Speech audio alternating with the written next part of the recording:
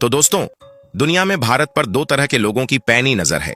एक, भारत के दुश्मन, और दूसरे, भारत के दोस्त। दुश्मन तो इसलिए निगाहें जमाए हुए हैं ताकि वो भारत के नए हथियारों और मिसाइलों का कोई तोड़ निकाल सकें, अपनी तैयारी कर सकें। लेकिन दोस्त क्यों देख रहे हैं? दोस्त इसलिए देख रहे हैं ताकि वो भारत की इस ताकत में, इस तकनीक में अपने लिए सहयोग के मौके तलाश सकें। अब देखिए, फ्रांस भारत का एक बहुत पक्का और बड़ा मित्र है। दोनों देशों के बीच टेक्नोलॉजी का लेन देन भी खूब होता है। लेकिन अब इसी फ्रांस ने इंडिया को लेकर कुछ ऐसा कह दिया है जो भारत के दुश्मनों के लिए किसी बुरे सपने के सच होने जैसा है। और दोस्तों के बीच भारत का कद आसमान छूने लगा है।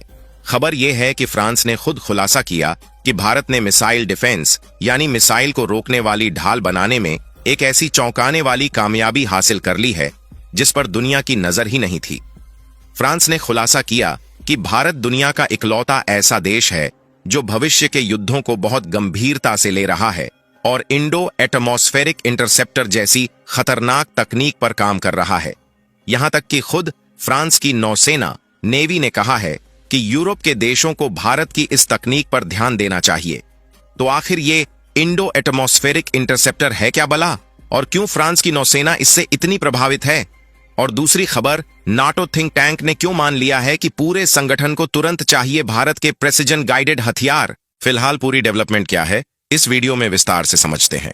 लेकिन आगे बढ़ने से पहले इस वीडियो को एक लाइक करके चैनल को सब्सक्राइब जरूर कर लीजिए। दरअसल दोस्तों, देखिए, आज भी दुनिया के लिए सबसे बड़ा सिरदर्द है वो मिसाइलें जो बहुत नीचे नीचे उड़ती हैं, जैसे अमेरिका की टॉम हॉक क्रूज मिसाइल। इसकी रफ्तार भले ही बहुत ज्यादा न हो, लेकिन ये समंदर या जमीन से चिपक कर उड़ती है, जिससे रडार इसे आसानी से पकड़ नहीं पाते। या फिर जो आजकल के स्मार्ट गाइडेड बम हैं, उन्हें रोकना भी बहुत मुश्किल काम है। भारत का ये नया सिस्टम, ये नई टेक्नोलॉजी इन्हीं छिपे हुए या चालाक खतरों का शिकार करने के लिए बनी है। इंडो एटमॉस्फेरिक का मतलब है वायुमंडल के भीतर। यह सिस्टम कम ऊंचाई पर उड़ रहे किसी भी लक्ष्य को पलक झपकते ही खोजकर निष्क्रिय कर देगा। और सबसे खास बात, इसे खास तौर पर नौसेना के जंगी जहाजों, वॉरशिप्स के लिए बनाया जा रहा है। क्यों? क्योंकि जमीन पर तो आपके पास मिसाइल डिफेंस के कई विकल्प होते हैं, लेकिन बीच समंदर में एक जहाज पर बहुत सीमित ऑप्शन होते हैं।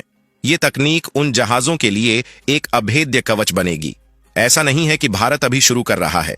भारत की नौसेना पहले से ही नेटवर्क सेंट्रिक है, यानी सब कुछ एक दूसरे से जुड़ा है। अब जो नई इंटरसेप्टर मिसाइलें हैं, वो प्रॉक्सिमिटी फ्यूज से लैस हैं। आसान भाषा में, यानी इन्हें दुश्मन की मिसाइल से सीधे टकराने की जरूरत नहीं, बस उसके पास पहुंचते ही बड़ा असर होता है। इससे सटीकता, एक्यूरेसी 90% से भी अधिक हो गई है। साथ ही भारत के जहाज track hold and buffer management जैसी उन्नत तकनीक से लैस है, जिसका मतलब है कि यदि एक साथ कई चुनौतियां जैसे 10 थ्रेट्स उत्पन्न हो, तो भी यह सिस्टम विचलित नहीं होता और प्रत्येक को प्राथमिकता देकर प्रभावी ढंग से निष्क्रिय कर लेता है।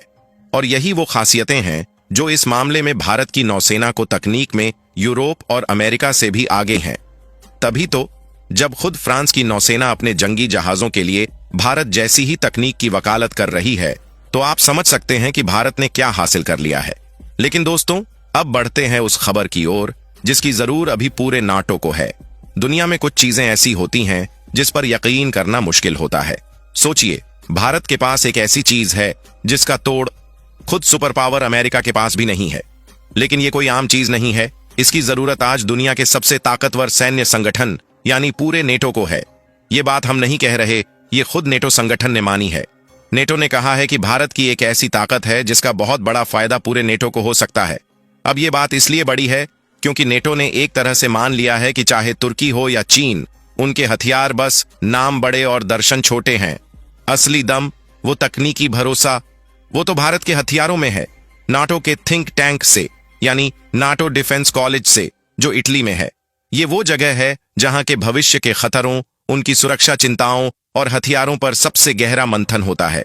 और इसी कॉलेज ने अपनी रिपोर्ट में साफ कहा है कि पूरे संगठन को भारत जैसे प्रिसीजन गाइडेड हथियारों की सख्त जरूरत है। अब आप सोचेंगे, ये प्रिसीजन गाइडेड हथियार क्या बला है? सीधे शब्दों में कहें तो ये वो स्मार्ट सिस्टम हैं जो अपने टारगेट को पहचान कर और ट्रैक करके उसे प्रभावी रूप से निष्क्रिय कर देते हैं। ये निशाना लगभग कभी नहीं चूकते, चाहे वह पंखों वाला गाइडेड बम हो या आजकल के मशहूर कामिकेज ड्रोन।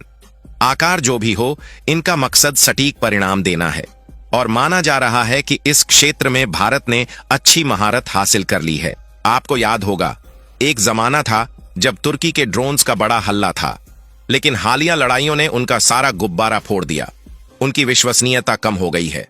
हालत यह है कि आज ईरान जैसा देश शाहिद 136 जैसे कामिकेज ड्रोन बनाकर देशों से 2 कदम आगे निकल गया है, जिसका इस्तेमाल रूस धड़ल्ले से कर रहा है। और दूसरी तरफ है सुपर पावर अमेरिका।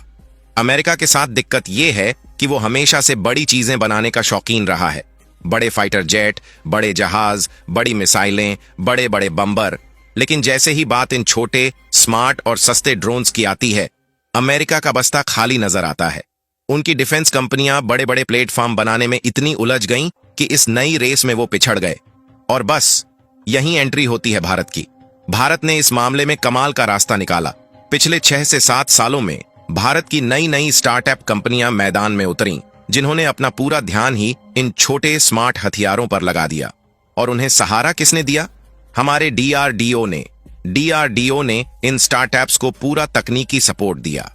तो हुआ ये कि जहां भारत की पुरानी डिफेंस कंपनियां बड़े हथियारों पर काम कर रही थीं, वहीं ये नई कंपनियां इन छोटे ड्रोन्स और गाइडेड बमों की मास्टर बन गईं। नतीजा, आज भारत के पास छोटे और बड़े दोनों तरह के हथियार बनाने का एक जबरदस्त और मजबूत इकोसिस्टम तैयार हो गया है। एक ऐसी ताकत जिसकी जरूरत आज दुनिया के सबसे शक्तिशाली सैन्य संगठन को भी आन पड़ी है। आज की जंग पहले जैसी नहीं रही, ये एकदम नई लेवल पर पहुंच चुकी है। जो युद्ध कभी बड़े और महंगे platforms, fighter jet, aircraft carrier और टैंक पर टिकी थी, अब छोटा, सस्ता और सटीक तकनीकी उपकरण ही रणनीति बदल रहे हैं। इस नए दौर में महंगी ताकतें कमजोर दिखने लगती हैं, क्योंकि एक छोटा सटीक ड्रोन या गाइडेड गोला बारूद किसी महंगे प्लेटफॉर्म की ऑपरेशनल क्षमता को तुरंत प्रभावित कर सकता है। असल में 2 चीजें इस बदलाव की वजह हैं। पीजीएम का मतलब है सिर्फ लॉन्च करना नहीं, बल्कि निशाने तक सटीक पहुंचना। नतीजा, ज्यादा सटीकता, ज्यादा प्रभाव। और जब यह सटीकता कम लागत में मिल जाए, तो छोटे देश या समूह भी अपने सैन्य प्रभाव को बढ़ा सकते हैं। उदाहरण के तौर पर भारत का नागास्त्र और ईरान का शहीद 136 जैसे लॉइटरिंग ड्रोन कम लागत में सैकड़ों किलोमीटर दूर स्थित निशाने तक पहुंच सकते हैं। और जैसा गठबंधन भी इसे लेकर सतर्क है। यूक्रेन में जो अनुभव सामने आया, उसने ये स्पष्ट कर दिया कि सस्ते ड्रोन के झुंड के खिलाफ पारंपरिक और महंगी एयर डिफेंस मिसाइलें आर्थिक रूप से टिकाऊ नहीं रहती। इससे साफ है कि रणनीति में बदलाव करना आवश्यक होगा।